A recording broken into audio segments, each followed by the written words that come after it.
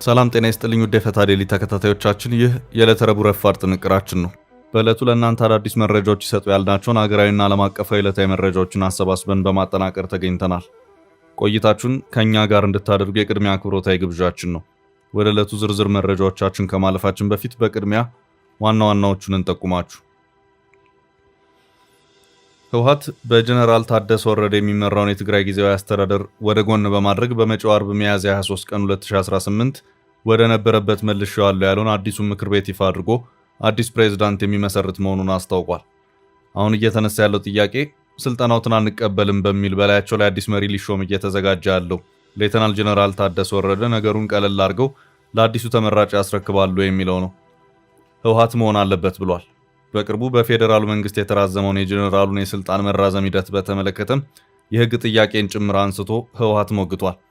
የጠቅላይ ሚኒስትር ጽህፈት ቤት ፕሬስ ሴክሬታሪያት ኃላፊ ቢለኔ ስዩም ለዚሁ ጥያቄ ምላሻቸውን ሰጥተውበታል። ጥንቅራችን በሁሉም አቅጣጫ ያሉትን መረጃዎች አካቷቸዋል። በአሜሪካና ኤርትራ መካከል ለበርካታ አስርት ዓመታት የዘለቀውን ዲፕሎማሲያዊ ቅዝቃዜ ለመስበር አዲስና ምስጢራዊ ንግግር መጀመሩን የሚጠቁሙ መረጃዎች እየወጡ ሲሆን ከዚህ ያልተጠበቀ እርቅ ጀርባ ግብጽ እንደ ዋና ሸማጋይ መቆሟ ተሰምቷል። የኤርትራው ፕሬዝዳንት ኢሳያስ አፈወርቂ ከትራምፕ የቅርብ ሰው ጋር መገናኘታቸውን ያመለከተ አዲስ መረጃ ይፋ ሆኗል። መረጃውን ይዘነዋል። በኢትዮ ኤርትራ ድንበር አዲስ ማስጠንቀቂያ ተሰጥቷል። ወደ ድንበሩ አትጠጉ የሚል ጥብቅ መልእክትም ተላልፏል። በድንበር አካባቢ ያለው ወታደራዊ እንቅስቃሴ ስጋት መፍጠሩን በዚሁ ማስጠንቀቂያ ተመልክቷል። ዝርዝር መረጃውን እናደርሳለን። የአሜሪካው ፕሬዝዳንት ዶናልድ ትራምፕ በኢራንና ሆርሙዝ ላይ ጣሉትን ገደብ አርዝመው እንደሚቀጥሉበት ለአጋሮቻቸው መግለጻቸውን የዎል ስትሪት ጆርናል ዘገባ አመለከተ። ትራምፕ ለአጋሮቻቸው ተዘጋጁ ሲሉ ነው የተናገሩት። የአሜሪካ ፌዴራል መንግስት ግምጃ ቤት በበኩሉ ኢራን ላይ ተጨማሪ ማዕቀቦችን እየጣለ መሆኑን፣ ቴህራንን በቀን $170 ሚሊዮን ኪሳራ እየዳረገ መሆኑን ገልጿል። መረጃዎቹን የምንመለከት ይሆናል። ከሆርሙዞች ወሽመጥ መዘጋት ጋር በተያያዘ ኢትዮጵያን ጨምሮ በርካታ የአፍሪካ ሀገራት በአስቸኳይ መሰብሰባቸው ተሰምቷል። ኢትዮጵያ፣ ግብጽና ሌሎች የአፍሪካ ሀገራት በአስቸኳይ ስብሰባ ላይ ናቸው። የነዳጅ አቅርቦት መቋረጡና የአህጉሪቱ ሀገራት የጀመሩት አዲስ ጥረት ምን ይመስላል? ዝርዝር መረጃውን እናደርሳለን። እስከ ጥንቅራችን ፍጻሜ አብራችሁን ቆዩ። የምንለቃቸው ዕለታዊ ትኩስ ዜናዎች እንዲደርሷችሁ ላይክ፣ ሼር፣ ሰብስክራይብ ማድረግ እንዳትረሱ።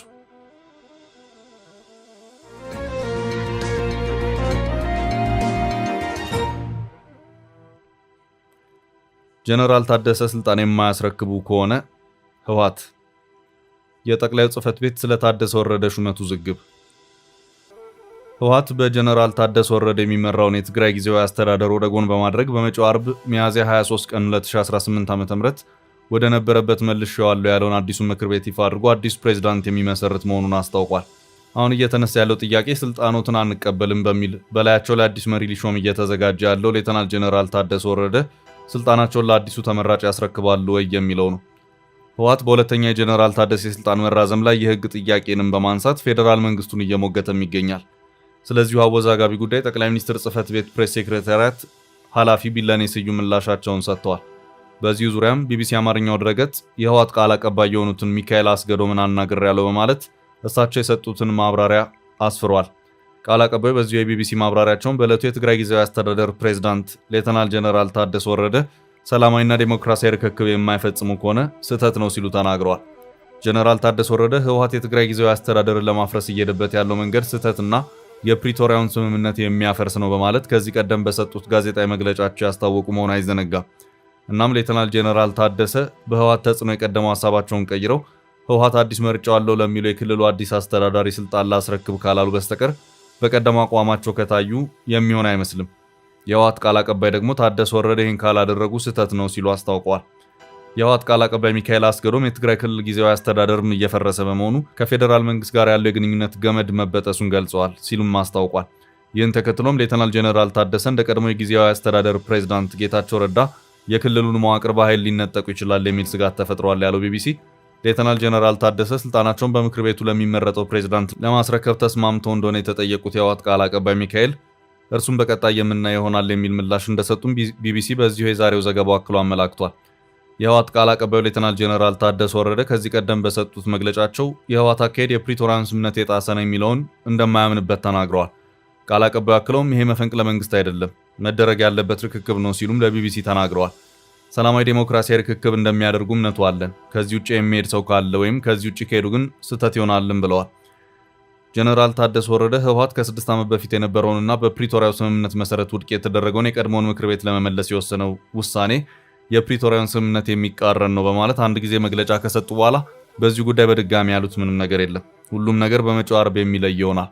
የሌተናል ጀነራል ታደሰ ወረደን ስልጣን ለመንጠቅ አቆብቁበው የሚገኙት ደብረጽዮን ገብረ ሚካኤል እንደሆኑም እየተሰማ ነው። የቀድሞ ምክር ቤት ፕሬዝዳንት አድርጌ መርጫቸው ያላቸው እሳቸውን ነበር። ቀጣዩ ፕሬዝዳንት ማን እንደሚሆን አሁን መናገር አንችልም። ስልጣን ያለው አካል ምክር ቤት ስለሆነ ማንን ፕሬዝዳንት ያደርጋል የሚለውን ነገር ቀጣይ የምናየው ነገር ነው ሲሉ የህወሓት ቃል አቀባዩ ሚካኤል አስገዶም ተናግረዋል። ጊዜያዊ አስተዳደር አሁን ፈርሷል፣ ምክር ቤት ወደ ስልጣን ይመጣል ያሉት ቃል አቀባዩ ፕሬዝዳንት የመሾምና ካቢኔ መዋቀር ስልጣን ያለው ይሄው ምክር ቤት መሆኑን ገልጸዋል። በመሆኑም በክልሉ ሁለት መንግስት ይኖራል ሊባል አይችልም ሲሉም አክለዋል።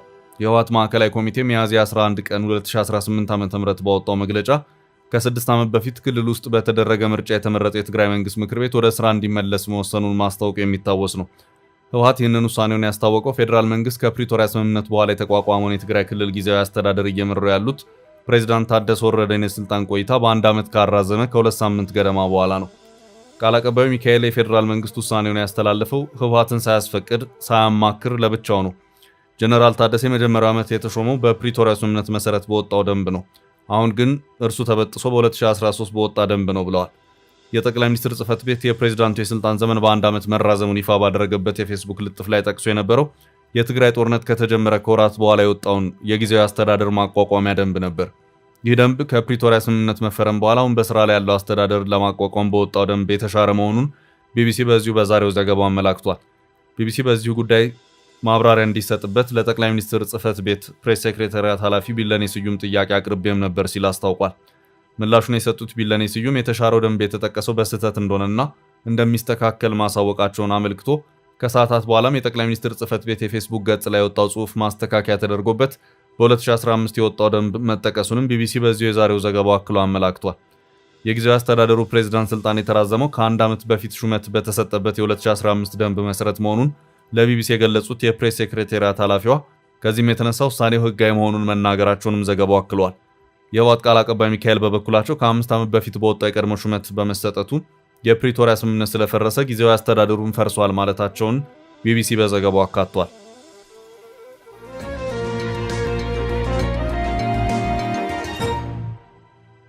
ወደ ቀጣይ ርዕስ አለፍን።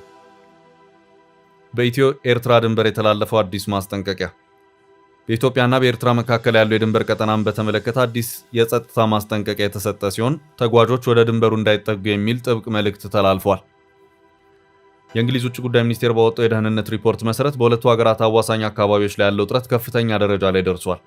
ይህ የሪፖርቱ መረጃ እንደሚያመለክተው ሁኔታዎች ባልተጠበቀ ሁኔታ ሊቀያየሩ ስለሚችሉ ዜጎች ከድንበር አካባቢዎች ርቀው እንዲቆዩ ማሳሰቢያ ተሰጥቷል። ይህም በቀጠናው ላይ ያለውን የጸጥታ ስጋት በቅርበት ለሚከታተሉ አካላት ትልቅ መነጋገሪያ ሆኗል።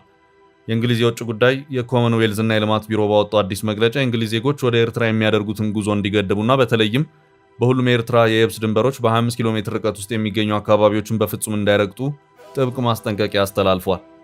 ይህ ውሳኔ የመጣው በኢትዮጵያና በኤርትራ መካከል ያለው ዲፕሎማሲያዊና ወታደራዊ ውጥረት በከፍተኛ ሁኔታ ማገርሸቱን ተከትሎ ሲሆን ሁኔታው በማንኛውም ሰዓት ወደ ግልጽ ግጭት ሊቀየር ይችላል የሚል ስጋት አሳድሯል።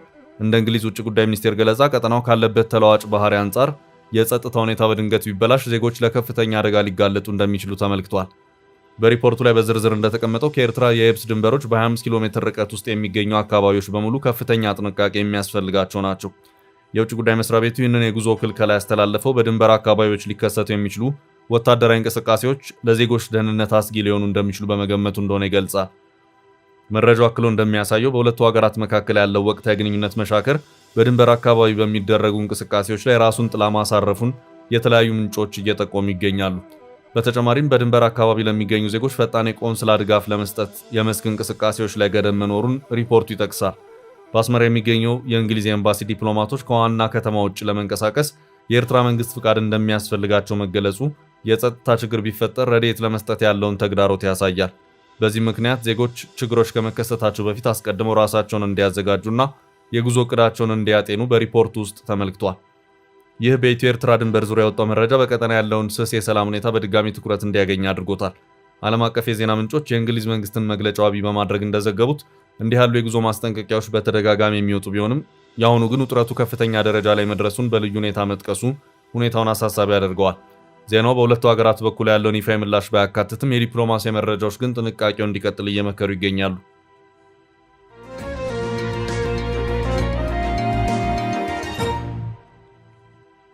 በቀጣይ መረጃ በግብጽ ሽምግልና የኢሳያስና ትራምፕ ሚስጥራዊ ምክር። በአሜሪካና ኤርትራ መካከል ለበርካታ አስርት ዓመታት የዘለቀውን ዲፕሎማሲያዊ ቅዝቃዜ ለመስበር አዲስና ሚስጥራዊ ንግግር መጀመሩን የሚጠቁሙ መረጃዎች እየወጡ ሲሆን ከዚህ ያልተጠበቀ እርቅ ጀርባ ግብጽ እንደ ዋና አሸማጋይ መቆሟ ተሰምቷል።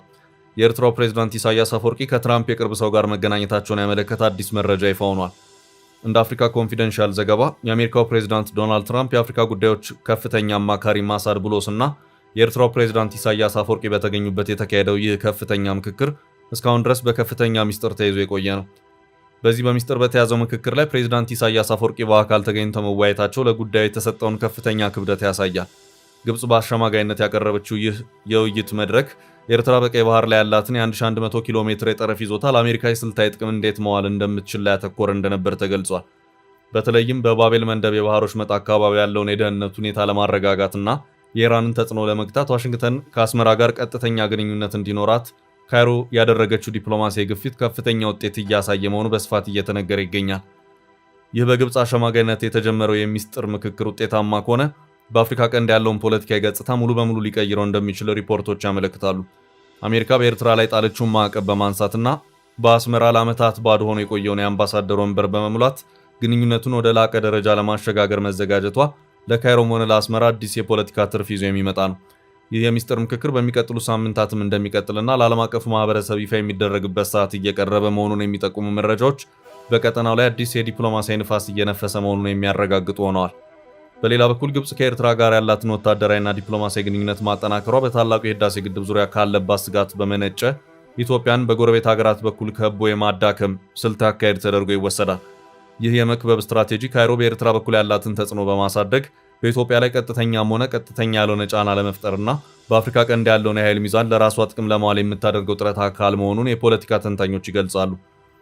በተለይም ከቅርብ ጊዜ ወዲህ ግብጽ ከኤርትራና ከሶማሊያ ጋር የምታደርጋቸው ወታደራዊ ስምምነቶች ኢትዮጵያ በቀጠና ያላትን ጂኦፖለቲካዊ የበላይነት ለመገዳደርና ትኩረቷን በቤት ውስጥ ስራዎች ላይ ብቻ እንድታደርግ ለማድረግ የታለመ መሆኑን መረጃዎች ያመለክታሉ።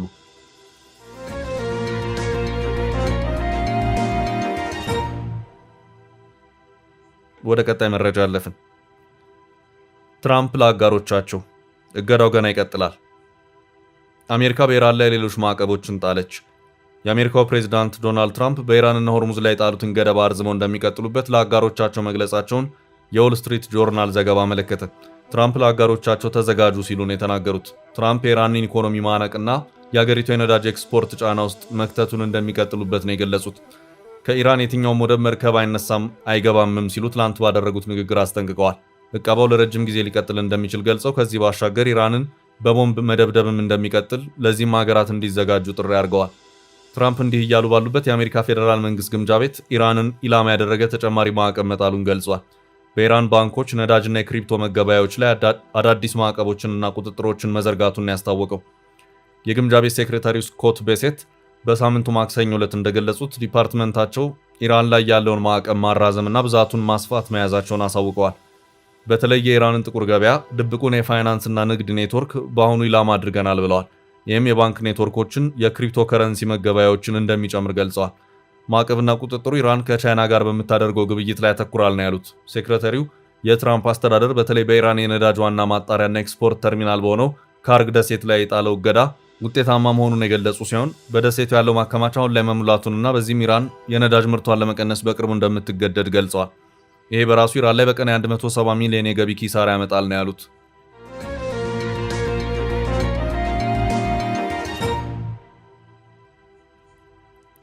ወደ ቀጣይ ርዕስ አለፍን። በሆርሙዝ ጉዳይ ኢትዮጵያን ያካተተው አስቸኳይ ስብሰባ። የሆርሙዝ ወሽመጥ መዘጋት ጋር በተያያዘ ኢትዮጵያን ጨምሮ በርካታ የአፍሪካ ሀገራት በአስቸኳይ መሰብሰባቸው ተሰምቷል። ትራቭል ኤንድ ቱር ወርልድ እንደዘገበው የዚህ ወሳኝ የባህር መስመር መዘጋት ከኢራን፣ ከተባበሩት አረብ ኤምሬት፣ ከእስራኤል፣ ከኳታር፣ ከሳውዲ አረቢያ፣ ከኩዌትና ከዮርዳኖስ የሚመጡ የነዳጅና የተፈጥሮ ጋዝ ምርቶች ወደ ሀገሪቱ እንዳይደርሱ አግዷል። በዚህ ምክንያት ኢትዮጵያ፣ ግብጽ፣ ደቡብ አፍሪካ፣ ናይጄሪያ፣ ዚምባብዌ፣ ጋና እና ኬንያን ጨምሮ በርካታ የአፍሪካ ሀገራት እየገጠማቸው ያለውን የነዳጅና የጋዝ አቅርቦት መቋረጥ ለመታደግ በአስቸኳይ ጥረት ላይ ይገኛሉ። ይህ የሆርሙዝ ወሽመጥ መዘጋት በዓለም አቀፍ ደረጃ በፈሳሽ ተፈጥሮ ጋዝ፣ በፈሳሽ ነዳጅ ጋዝ እና በድፍድፍ ነዳጅ ስርጭት ላይ ከፍተኛ መስተጓጎል ፈጥሯል። ዘገባው እንደሚያመለክተው መካከለኛው ምስራቅን ከቀሪው ዓለም ጋር የሚያገናኘው ይህ መስመር ግንኙነቱ በመቋረጡ አፍሪካውያን ሀገራት በአሁኑ ወቅት ከቁጥጥራቸው ውጭ በሆነ ኢኮኖሚ ጫና ውስጥ ወድቀዋል። የነዳጅ ዋጋ በከፍተኛ ሁኔታ መናሩና አቅርቦቱ መቋረጡ በቀጥታ የትራንስፖርት ወጪን በማናር በምግብና ሌሎች መሰረታዊ ሸቀጦች ላይ ዋጋ ንረት አስከትሏል። በተለይም እንደ ኢትዮጵያ ያሉ በነዳጅ ግዢ ላይ ከፍተኛ ውጭ ምንዛሬ የሚያወጡ ሀገራት የኑሮ ውድነቱን ለመቆጣጠርና የኃይል ዋስትናቸውን ለማረጋገጥ ከባድ ፈተና ከፊታቸው ተደቅኗል። ይህ አስቸኳይ ሁኔታ አፍሪካውያን ሀገራት ለዓለም አቀፍ የጸጥታ ቀውሶች ያላቸውን ተጋላጭነት በድጋሚ ያሳየ ክስተት ሆኗል። በመካከለኛው ምስራቅ ያለው ውጥረት በቶሎ የማይረግብ ከሆነ የሆርሙዝ ወሽመጥ መዘጋት በአፍሪካ ኢኮኖሚ እድገትና ማህበራዊ መረጋጋት ላይ ረጅም ጊዜ ጠባሳ ሊጥል እንደሚችል ስጋቶች እየጨመሩ ነው። ለቀጠናው መረጋጋት ሲባል ዓለም አቀፍ ተቋማትና የሚመለከታቸው አካላት በኢራንና ሀገራት መካከል ያለውን ውጥረት ለማርገብ ጥሪ እያቀረቡ ይገኛሉ። የሆርሙዝ ወሽመጥ መዘጋት የሚያስከትለው የረጅም ጊዜ ጉዳት በአፍሪካ ኢኮኖሚ እድገትና መረጋጋት ላይ ጥቁር ጥላ ማሳረፉም ዘገባው ደምድሟል። የኢኮኖሚና ሰብአዊ ቀውስ እንዳይከሰት ለመከላከል አፍሪካውያን ሀገራት አማራጭ የነዳጅ ምንጮችን ለማግኘትና የኢኮኖሚ እድገቱን ለመታደግ ሌት ተቀን እየሰሩ መሆኑን ትራቭል ኤንድ ቱር ወርልድ ያወጣው መረጃ አረጋግጧል። ኢትዮጵያ፣ ግብጽ፣ ደቡብ አፍሪካ፣ ናይጄሪያ፣ ዚምባብዌ እና ጋና እንዲሁም ኬንያ የጋራ መፍትሄዎችን እየፈለጉ ይገኛሉ። እነዚህ ሀገራት ከባህረ ሰላጤ የሚመጣው ነዳጅና የተፈጥሮ ጋዝ በመቋረጡ ምክንያት የደቀነባቸውን የኢኮኖሚ ውድቀት ለመቀልበስ አማራጭ ኃይል ምንጮችን በመፈለግና የቀውስ ጊዜ የንግድ ስምምነቶችን በማቀናጀት ላይ ያተኮረ ጥረት እያደረጉ መሆናቸው በዘገባው ተመልክቷል።